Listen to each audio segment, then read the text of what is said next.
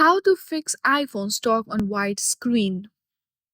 If your iPhone is stuck on white screen and you are not able to see any display on your screen, then to solve it, this video is for you.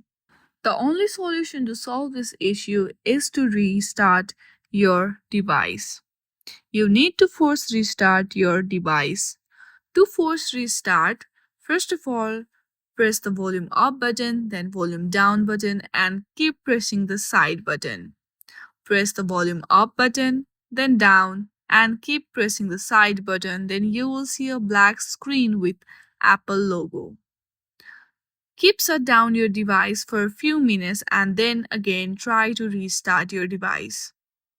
Then I hope your issue will be solved.